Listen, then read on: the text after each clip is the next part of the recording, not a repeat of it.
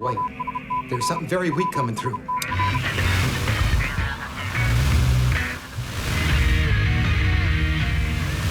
A long time ago, in a galaxy far, far away.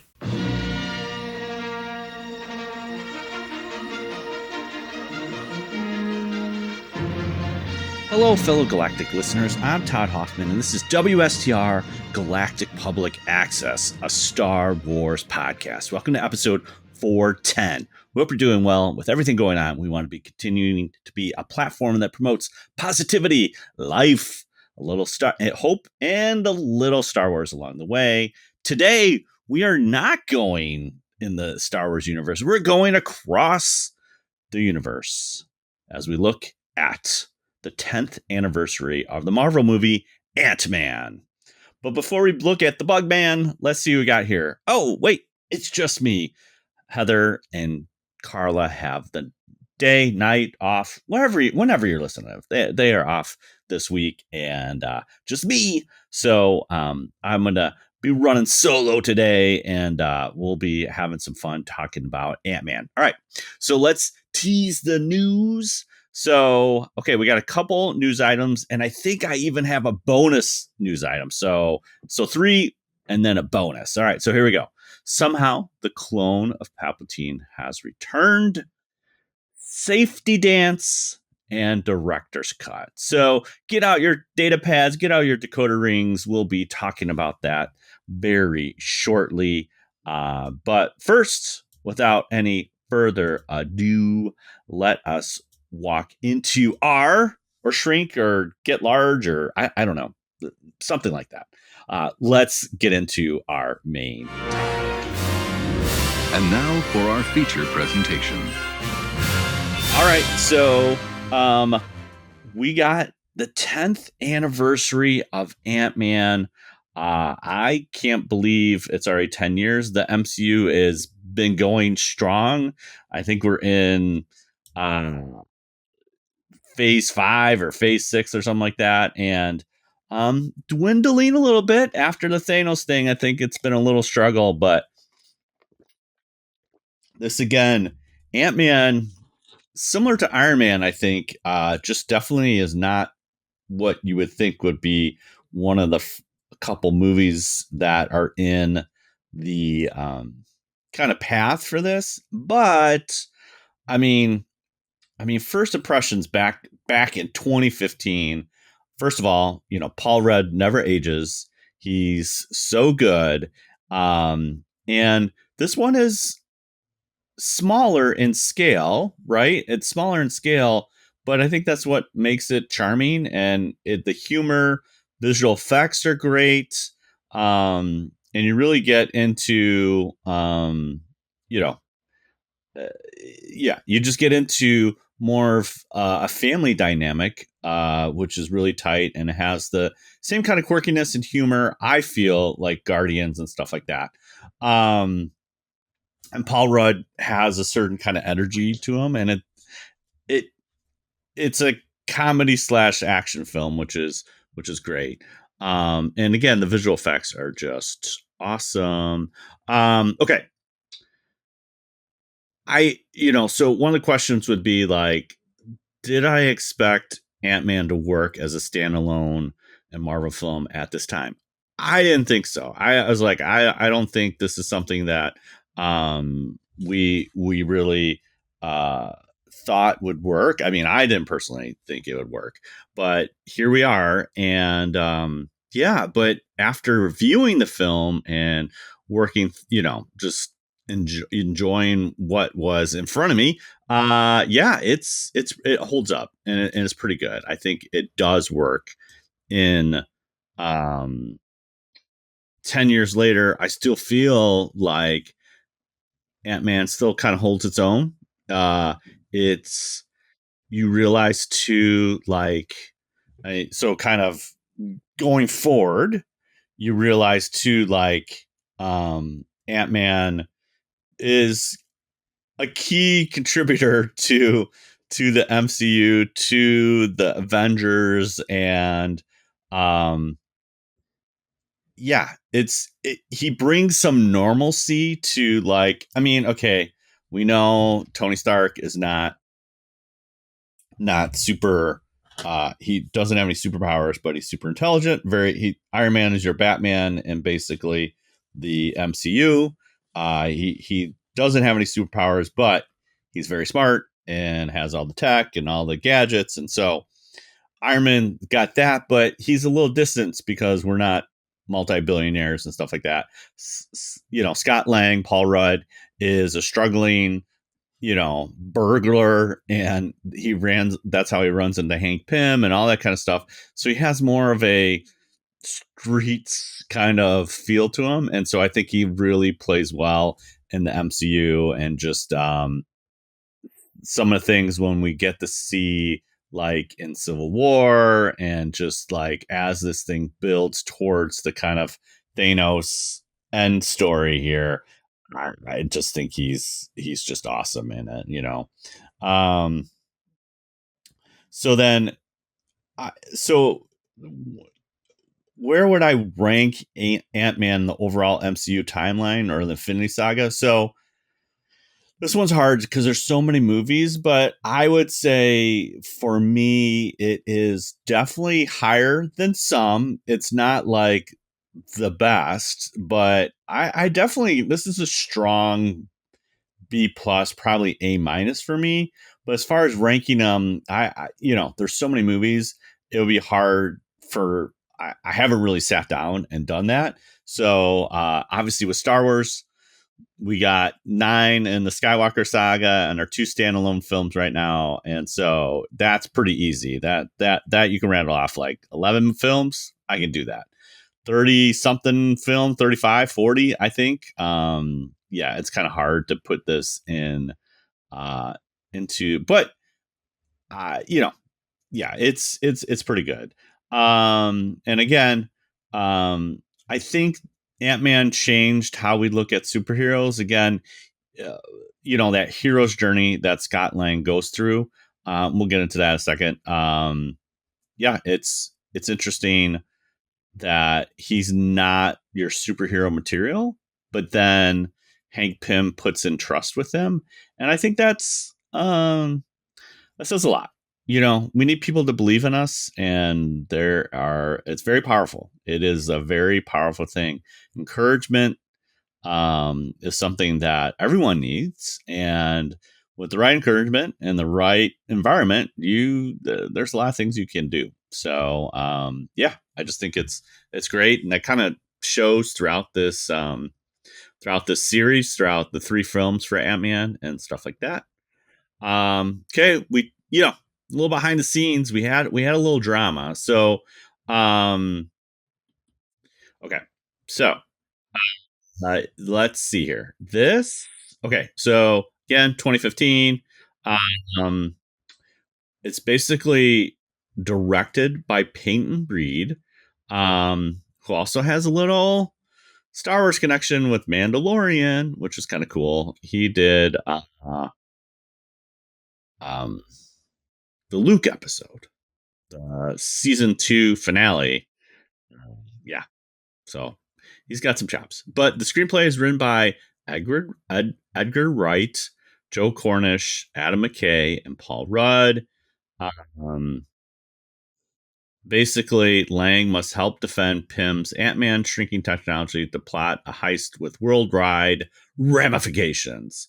This actually started in development in 2006, hiring Wright to direct and co-write with Cornish.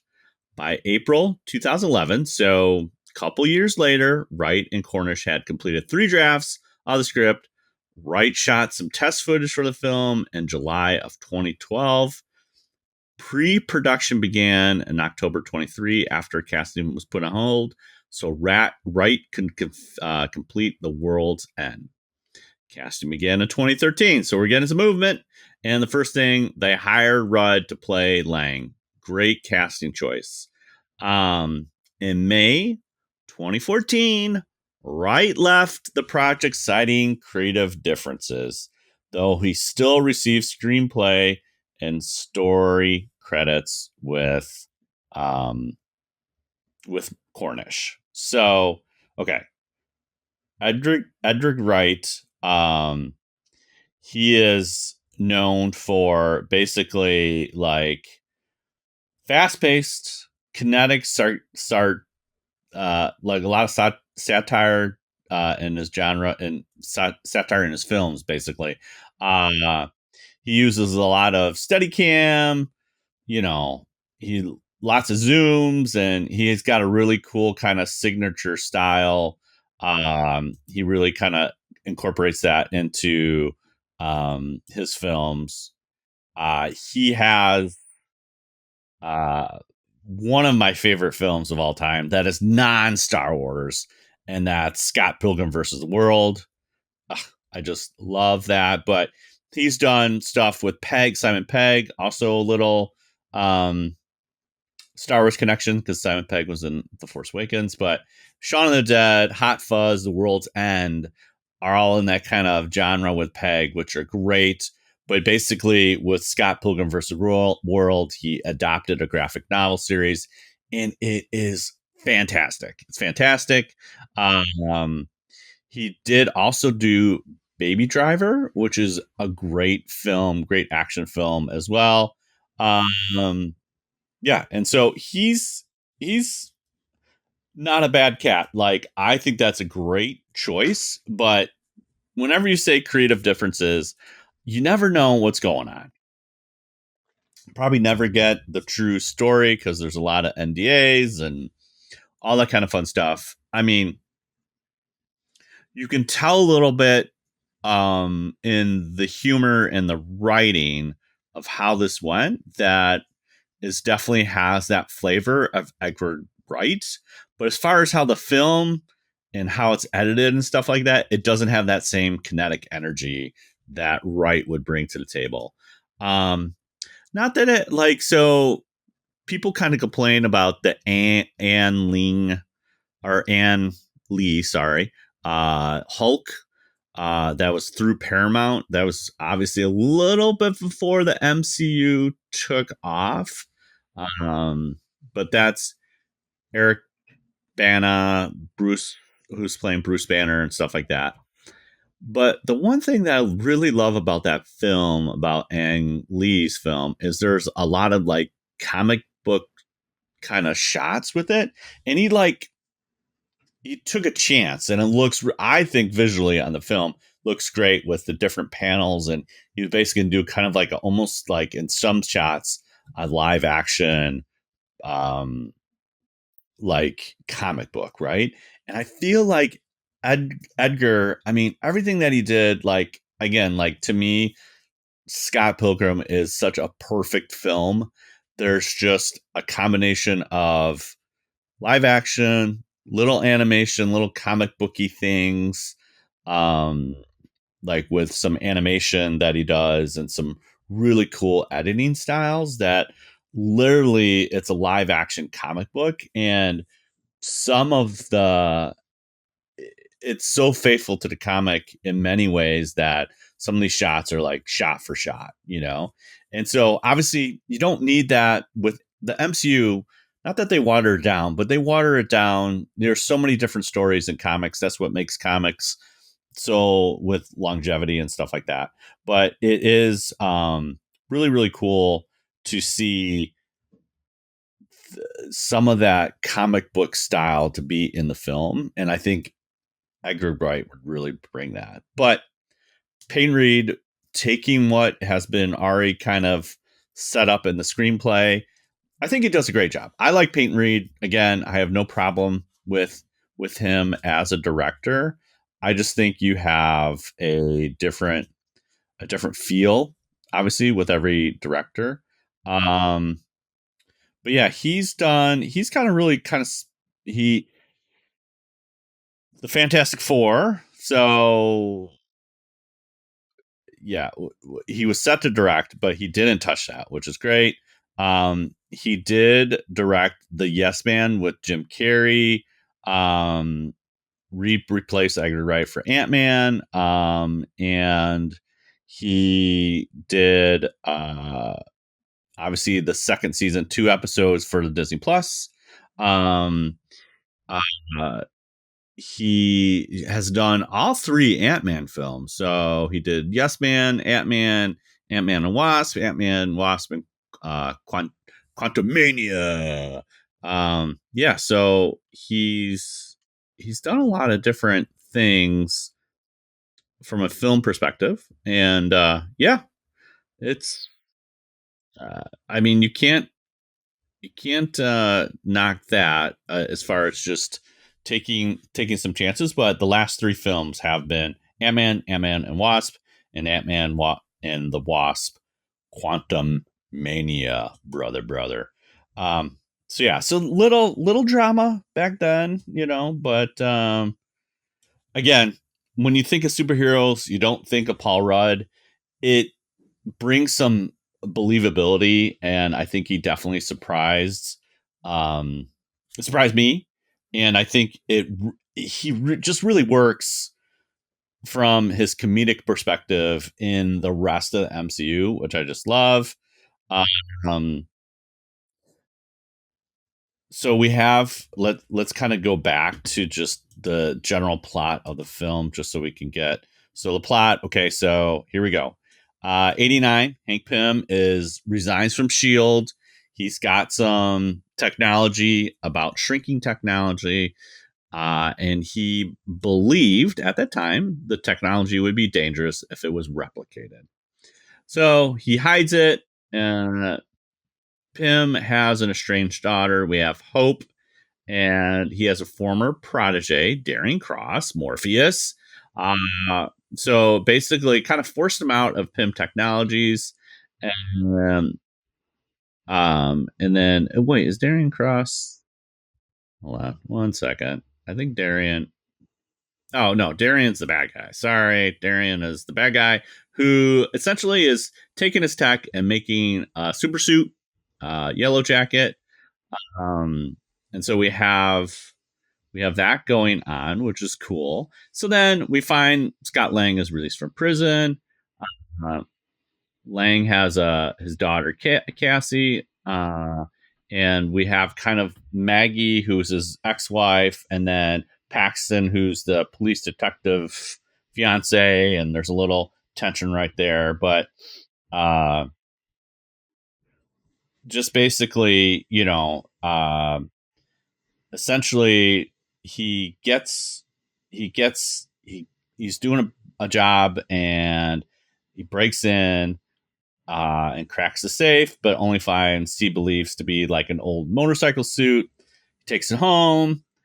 After trying on the suit, he accidentally shrinks himself. He tries to return the suit, but is arrested on the way out. And and basically Pym smuggles Lang out with the suit, and they find kind of an unwitting kind of partnership. It's kind of cool. I think Pym is like the Jedi Master to Lang, and just kind of teaching him that kind of uh, just a little bit more respect and things, and then it really works. So then we have basically Cross dons the Yellow Jacket, and yeah, so we have that where essentially Cross is now a bad guy, and then it turns into so essentially Lang overrides the regulatory and shrinks to a subatomic size to penetrate Cross's suit and sabotage him. So he gets really, really tiny, like subatomic. Lang disappears into the quantum realm, but manages to reverse effects and return to the macroscopic world. So we got small, big, the whole thing. So basically, out of gratitude for Lang's heroism, Paxton covers for Lang to keep him out of prison, which is great. Which is his fiance friend type thing. And basically, seeing Lang kind of survive the quantum realm, Pym wonders if his wife is still alive, because now that's kind of a slub part, and that gets explored obviously in the two sequel films. But basically, Pym's wife is lost in the quantum realm. So basically, Lang meets up with Lewis, who tells him that Wilson is looking for him. All right. So in the mid credit scene, Pym shows Hope a new Wasp prototype suit and offers it to her. So Pym is going to become the Wasp, and there's a little chemistry between Pym or Hope and Lang. And then we have in the post credit scene, Steve Rogers and Wilson have Bucky Barnes in their custody, unable to contact Tony Stark because of the cords. Wilson mentions that he knows someone who can help. Dun dun dun. Yeah, I think it's great. I think I just love everything about this film. It's very fun. It's great. I think it's worth celebrating. The tone really works, I feel, in this film, and yeah, I think I really like some of my favorite scenes is really at the end. I just like Lang and Cross fighting on the train set. They just do a really good job of just a really good job of just like between miniature and real life, and then when you see the like a little explosion, it's like and it just like stops and stuff like that.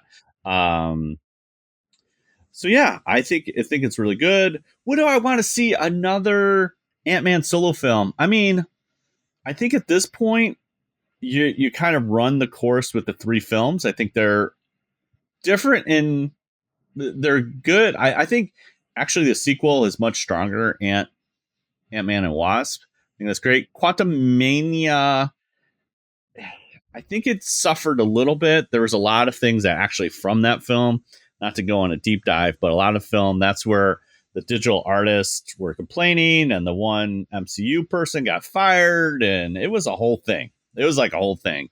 Because that one is so heavy in CGI. It's almost distracting. It's just like that is just too much, too much, too much. So I think that suffers a little bit, and it kind of suffers in Ant Man's legacy because it's not the strongest film. But yeah, I think I do like Lang. I love his daughter, his relationship with his daughter, and just that family style. I love his like little goon squad. His goon squad is so good, so funny.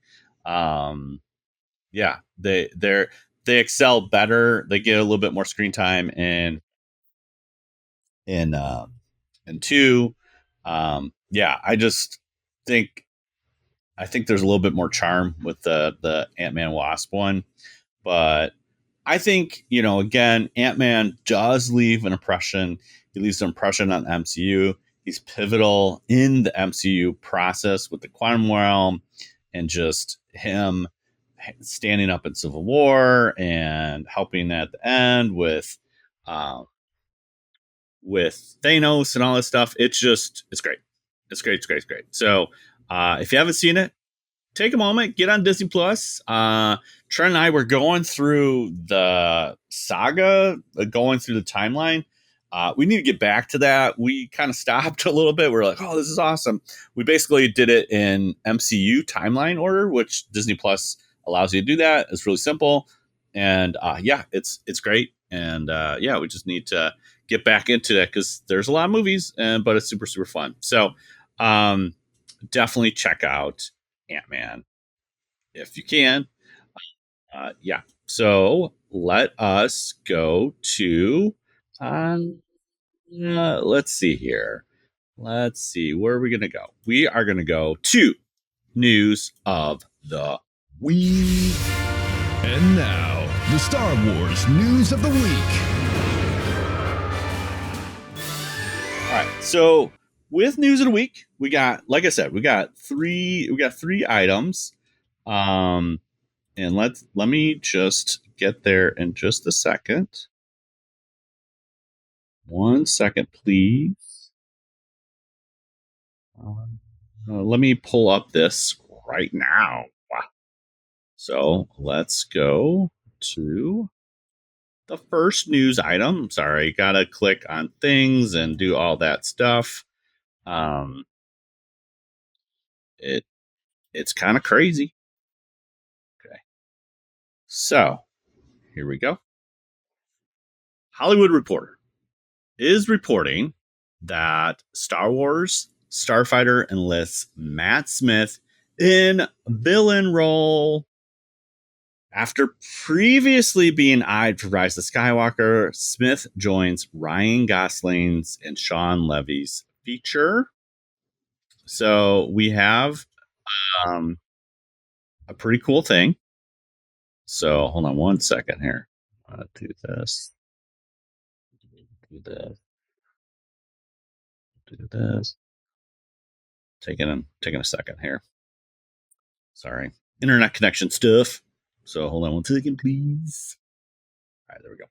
All right. So we have, okay, Matt Smith is finally getting his turn in Star Wars Galaxy. It says the House of Dragon star, who is at one point was eyed to appear in 2019 Star Wars Rise of Skywalker, has been tapped to join Sean Levy's Star Wars fighter. The Hollywood Reporter has confirmed. Lucasfilm could not be reached for comment. Okay. So let's just break it down real quick. Matt Smith was casted in The Rise of Skywalker, and then with all the craziness that is in the Hollywood scene and all that fun stuff, yeah, he got pulled. So in The Rise of Skywalker, we believe he couldn't confirm nor deny, but I think he was the clone of Emperor Palpatine and was going to be the main villain. But they got cold feet, brought in Palpatine back. It just didn't work. Bottom line. Yeah. I think he's probably going to be, because they were talking about it. I really do think he's going to play the same character in this new film. So again, Starfighter is set to be 5 or 6 years after it's in the kind of sequel trilogy place. It is after Return of the Jedi. I don't know exactly from a timeline perspective if it's going to be before Force Awakens. Not really sure, but it is there. It's there. So I think they're finally pulling the trigger on this, and I'm actually really super excited. Matt Smith is fantastic in the House of Dragon TV series, and I think he will be a great addition to the Star Wars cast and this film. So looking forward to it. If I might be so bold, they finally had the balls to do it, because I feel like they chickened out and didn't want to do it. So that's the bottom line, because Stone Cold said so. All right. Next up, what do we got? This is coming from StarWars.com. Music in Star Wars. We all want to dance to Andor's Nimios.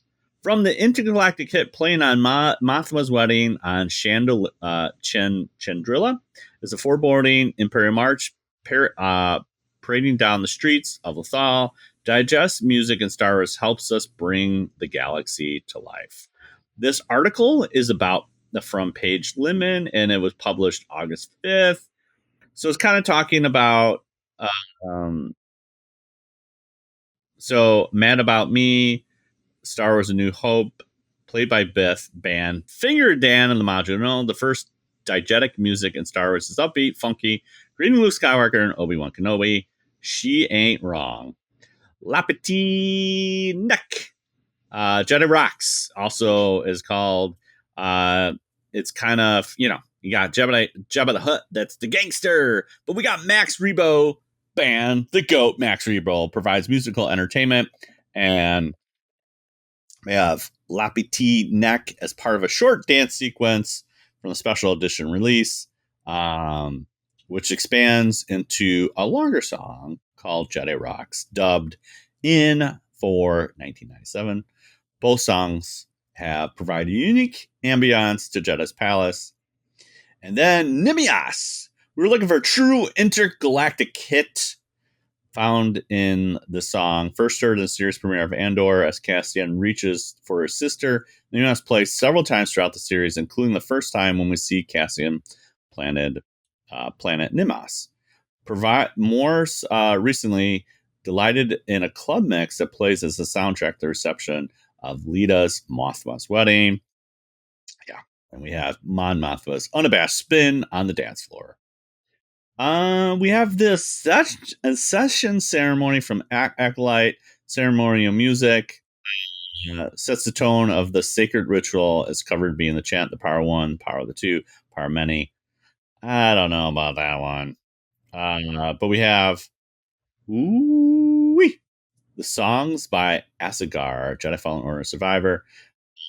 Cal Kestis first introduced to Baraka in Star Wars Jedi Fallen Order. Listen to the song Sugan Esanen by the Askar, a popular band during the Emperor's reign. Okay. All right. We got something here. I have to look at that. Palpatine's teaching. Star Wars Revenge of the Sith. Great sequence. One of my favorite sequences of all Star Wars. And if I throw an extra, I literally just listened to this morning before this recording. It's called, instead of Sheev Palpatine, it's Peeve Shalpatine or something like that. Yeah. So they flipped the P in the S basically, but it is by Canadian Softball. They are kind of like, I would say, an emo band or whatever, but dude, banger of a film. Yes. Unto the Stones We Are, Andor. Dude, this is from Ferrix and Cassian. Not a bad thing. And then Glory to the Empire. Empire, one of the most recognizable themes in film history, the Imperial March. Dave Filoni had Star Wars Day, kind of Empire Day, is a little upbeat anthem, which is totally cool. And then, hey, Star Wars Galaxy's Edge, Aga's Cantina R3X playlist. Oh, man. Okay, we got that. And then finally, this is a Grammy nomination. We Are the Gore, the planetary anthem. These are all really good. I think I need to download this on my Spotify. You got the Ewok celebration. Yub nub. Boo boo doo doo. Yep. Jabba Flow, which is in Star Wars Force Awakens. That's from the Shag Kava band, Maz Kanata's Castle on Takadana. I know. There's a lot. Actually, there's one that's missing that I think was really, really cool too. And a stretch. It was in Ahsoka it was like kind of punky. So when Sabine is riding the speeder in Lothal, I think it's really, really good. And yeah, I enjoy it. It's great. So yeah, check that out. I'm going to definitely go back and grab those and add them to my Spotify list. All right. Here we go. This is coming from Polygon.com. This is published 4 days ago of this recording. Disney won't say which Star Wars cut is re-releasing in theaters. A screening of Rare A New Hope print sparks big questions. Okay, to celebrate the 50th anniversary, they announced that they are essentially going to re-release A New Hope in April of 2027 at the end and kind of carry it out through May the 4th at least. If they're really smart, they should go all the way to May 25th, but that's just me. So there are so many different edits. So it says, over the years, Lucas has become infamous for going back and tinkering with the edits and special effects through the original Star Wars trilogy. For the 20th anniversary, Lucasfilm primed the pump for re-release of Star Wars: The Phantom Menace with a monthly theatrical re-release of the Star Wars Special Edition trilogy, which saw robust changes. In Lucas' mind, Star Wars 1997 needed the Jabba scene, even if longtime fans thought his movie was first fine. Filmmaker continued to futz with the Star Wars for the next 3 decades, which is how we wound up with the McClunky cut on Disney Plus. If you're not familiar with that, it's another word that Greedo says before he dies. He says McClunky. I don't know. It says, so Star Wars A New Hope returns to the theaters for 50th anniversary, as Lucasfilm put in the official StarWars.com blog, could mean a lot of things, including stripped down back-to-back versions that recently re-entered circulation after collecting dust in the archives. In June, Kathleen Kennedy teamed up with the British Film Institute to screen the film print that, to her understanding, was the earliest cut of Star Wars that existed, untouched by its creator's impulses to think of an update.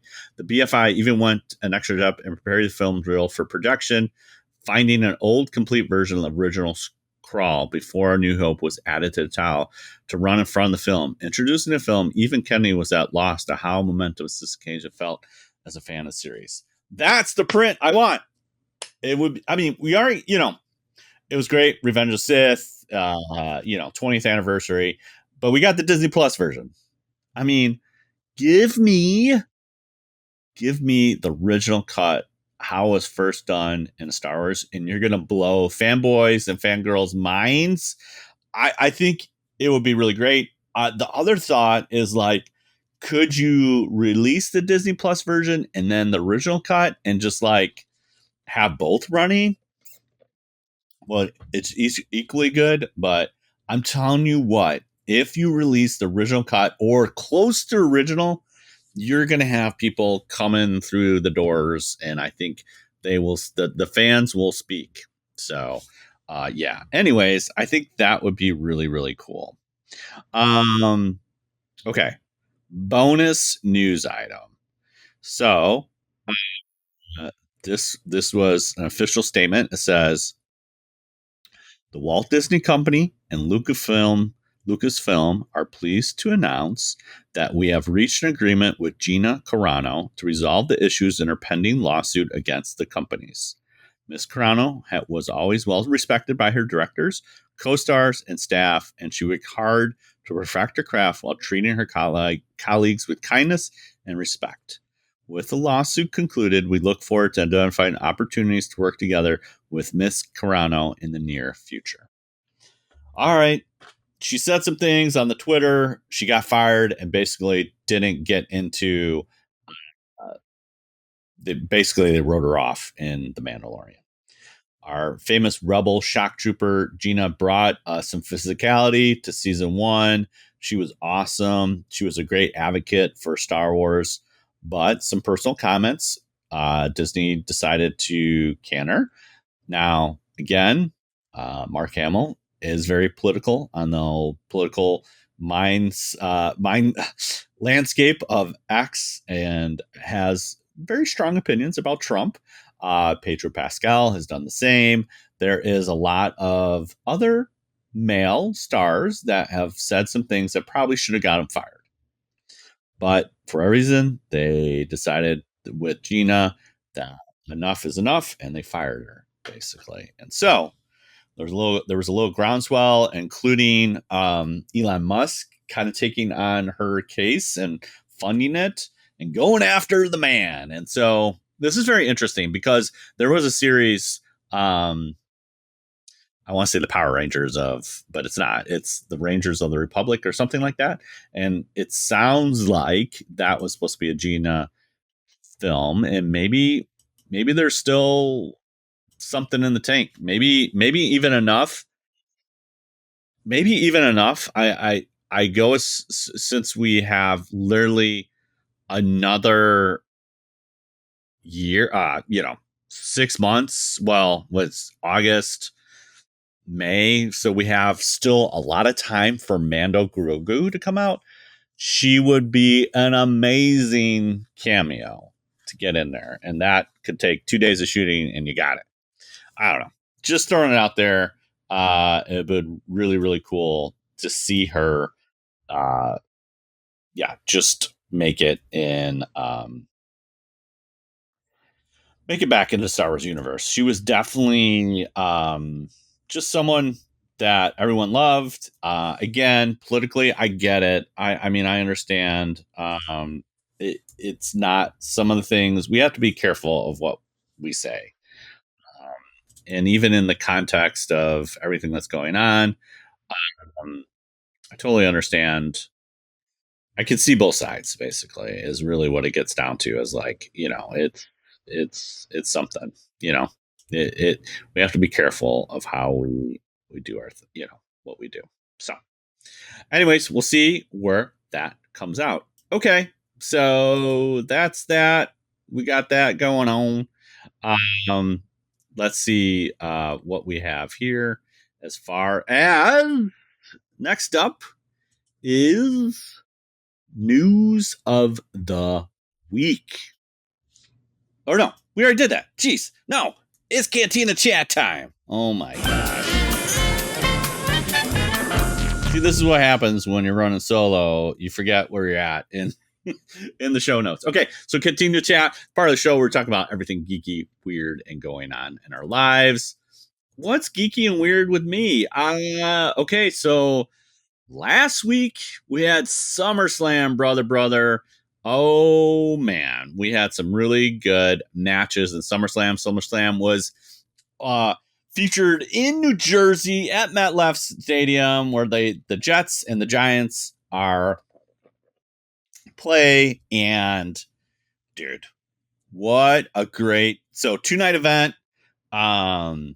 Biggest show. So WrestleMania, they recently went into a 2-night format. This is the first time SummerSlam went in a 2-night format.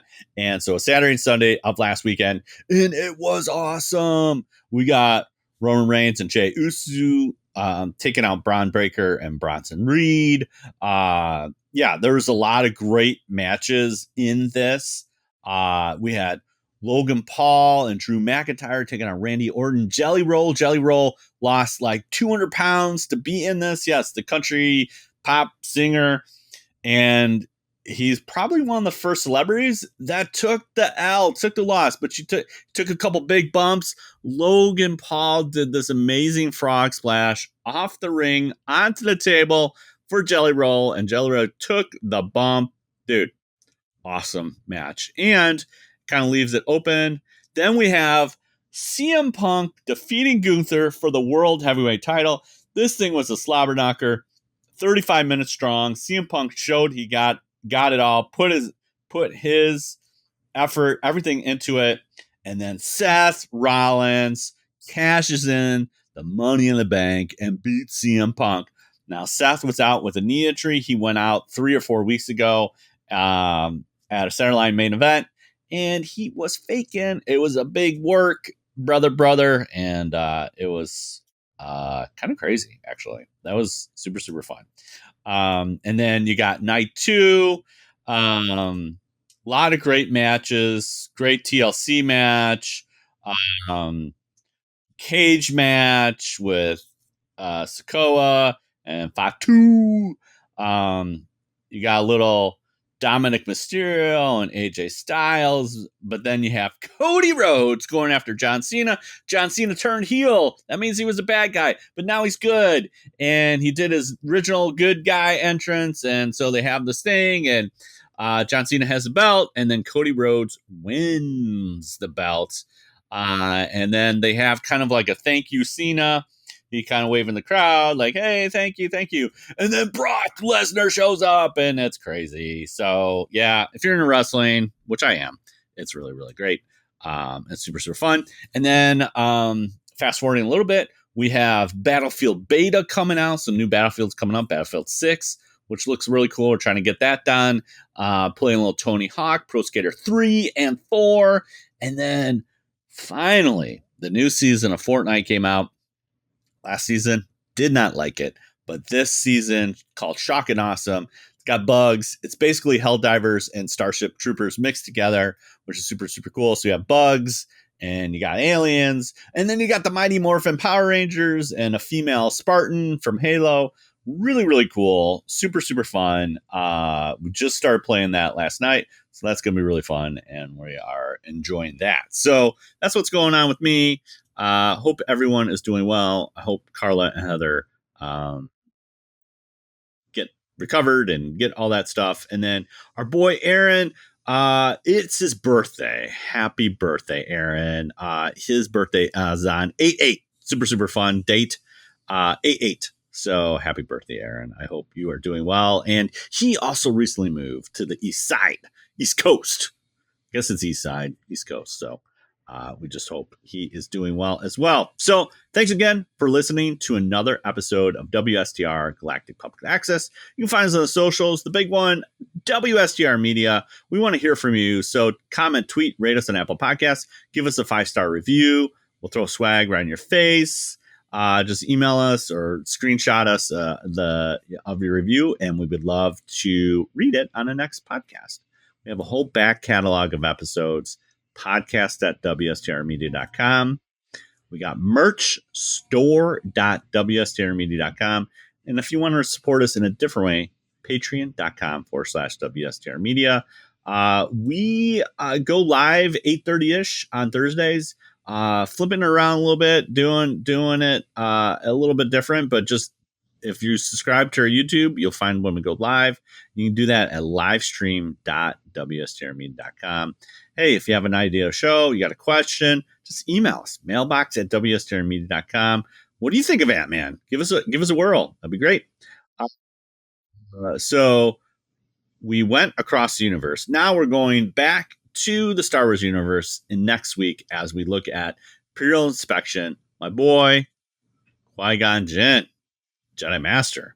We haven't talked about him yet. So if you're not familiar with that, we do kind of deep dives in the characters of the Star Wars universe. And so now we are going to focus our attention on Qui-Gon Jinn. Now, there's only one way to end this show. Now, this is podcasting. Go get large, go get small. I don't care. You can do that while watching some Ant-Man, brother. Peace.